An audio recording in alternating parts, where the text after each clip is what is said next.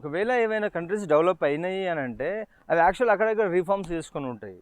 Actually ఆర్థడాక్సికల్గా ఏవైతే సిద్ధాంతాన్ని base చేసుకొని ఏవైతే సిద్ధాంతానికి కట్టుబడి ఉన్నాయో అవి డెవలప్ అవ్వడానికి ఛాన్స్ లేదు. ఇప్పుడు ఉదాహరణకు కమ్యూనిజం అందరికీ సమానంగా సోర్సెస్ పంపిణీ జరగాలి.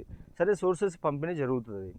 ఇప్పుడు వచ్చినటువంటి బెనిఫిట్లో నుంచి అందరికి మళ్ళీ సమానంగా పంచాలని అంటే ఒక్కొక్కరి క్యాపబిలిటీ ఒక్కొక్క రకంగా ఉంటుంది. నేను రౌండ్ ది క్లాక్ వర్క్ చేయగలుగుతా.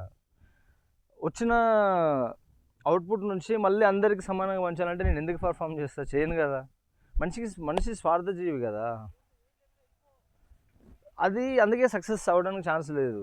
ఇప్పుడు నేను 25 కిలోమీటర్స్ 5 కిలోమీటర్స్ రన్నింగ్ నేను 22 మినిట్స్ 21 మినిట్స్ పరిగెత్తటోని. అది ట్రైనింగ్లో 19కి వచ్చింది.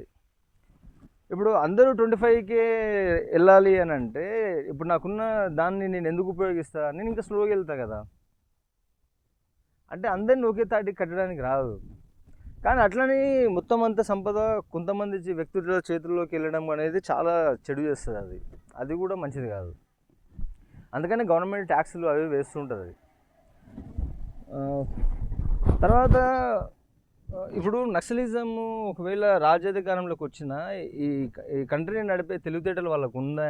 వాళ్ళ సామర్థ్యం ఉందా? అంతా అది క్వశ్చన్ మార్క్. అది ఎందుకంటే వాళ్ళైనా సరే ఒక సిస్టంలోకి వచ్చినప్పుడు కొన్ని మిస్టేక్స్ జరగడానికి ఛాన్స్ ఉంటుంది.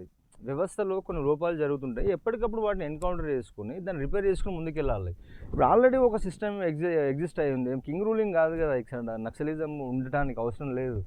స్టార్టింగ్లో ఈ చారు మజుందార్ వీళ్ళంతా అప్పుడు పెత్తందారులు ఎక్కువ పెత్తందారులు ఉండే. ఇప్పుడు కూడా ఉన్నారు వైట్ కలర్ అఫెన్స్ చేసేటోళ్ళు. అట్లాంటి వాళ్ళకు వ్యతిరేకంగా వాళ్ళు చేసిర్రు. కొంతమంది దొరలు, లేకపోతే భూస్వాములు, పెత్తందారులు,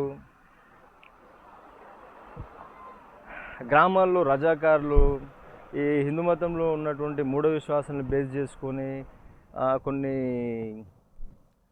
కన్యలను దేవునికి ఇచ్చి పెళ్లి చేసేటోళ్ళు, అది ఒక సిస్టమ్ ఉంది. అది ఇట్లాంటివి కొన్ని చూసి వాటికి వ్యతిరేకంగా కొంతమంది చదువుకున్న యువకులు ఒక సైద్ధాంతికంగా ఆ బలంతో ఏర్పడ్డది అది. కానీ జనరేషన్ చేంజ్ అయింది. ఇప్పుడు ఉన్నటువంటి ఈ సిచ్యువేషన్లో ఆ పోకడలతోటి ఇక్కడ మనం అచీవ్ చేయలేము. ఇప్పుడు శాటిలైట్ వచ్చింది, ఎవరు ఎక్కడున్నారు అనేది.